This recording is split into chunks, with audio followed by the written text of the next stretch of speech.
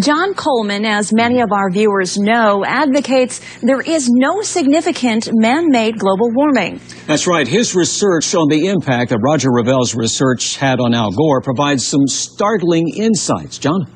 Well, Revelle was a powerful man, a noteworthy person, a scientist, a significant force in San Diego in the 1950s. Revelle and one of his researchers wrote the first modern scientific paper that linked carbon dioxide released in the air from the burning of fossil fuels and the greenhouse effect and the warming of temperatures.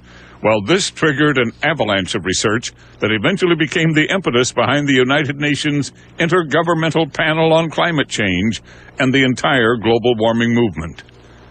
In the 1960s, Revelle moved to Harvard to establish a Center for Population Studies. This is where Professor Revelle encountered student Albert Gore.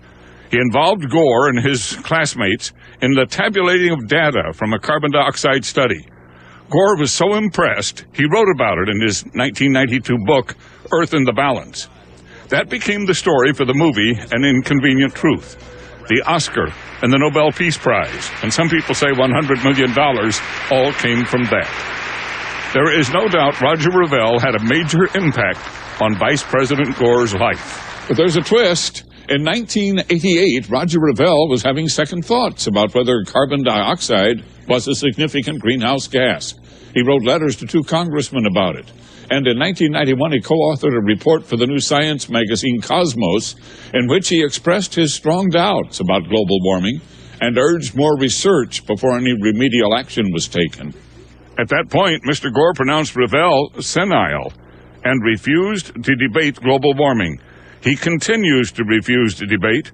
Many offers of thousands of dollars have been made for debate. He refuses.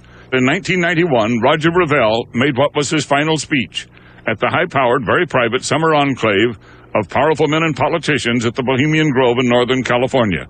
There he apologized for his research, for sending so many people in the wrong direction on global warming. Al Gore received the first Roger Revelle Award, honoring the man who sent him on his global warming campaign. But Revelle had realized that it was a false alarm and that the science was flawed before he died. The science behind global warming scare, it is clearly wrong, and it needs fixed. And so I work day and night trying to fix it. I'm just curious as to why he would never do any debates on this subject. Well, because he knows he'd lose. Frankly, I think he realizes now that it's wrong, but he has this environmental agenda that this drives, and he doesn't want to get away from that. Too much is invested in this. Yep.